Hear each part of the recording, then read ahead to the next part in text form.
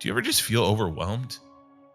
If I'm being honest with you, the last couple of weeks, I've really struggled with feeling overwhelmed. And to be honest, when I get caught up in these feelings of overwhelm, it's easy to start feeling desperate. Like there's no way out. Look at the world and the wars that are happening, all the humanitarian crisis that exist. I look at our own country and all the anger and fighting and hatred that exists. I look at my own life and the difficulty in relationships and just like trying to be better, right? Trying to follow in the way of Jesus and just feeling like, oh man, it's overwhelming. It's so much. So, how do I deal with that? How do I get better? How do I fix it? Well, the truth is, I can't get better. I can't fix it. The Bible makes it clear that we are completely incapable of choosing what is right on our own.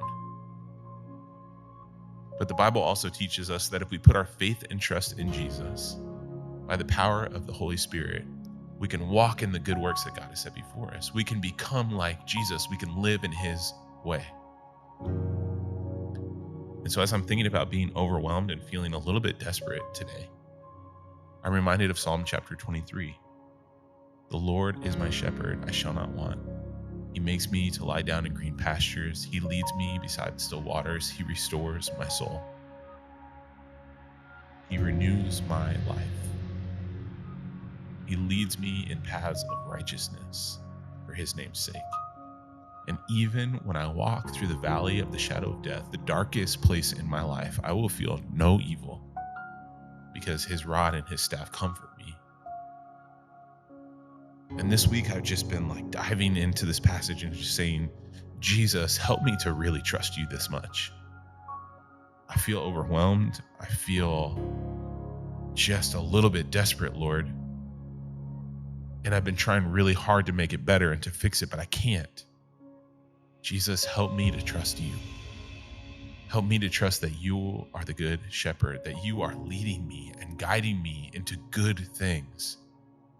That the way of Jesus doesn't matter what the rest of the world's got going on. It doesn't matter what turmoil exists. It doesn't matter what storm there is. In the way of Jesus, I can have peace because Jesus is strong, because Jesus is able, because he has overcome the world.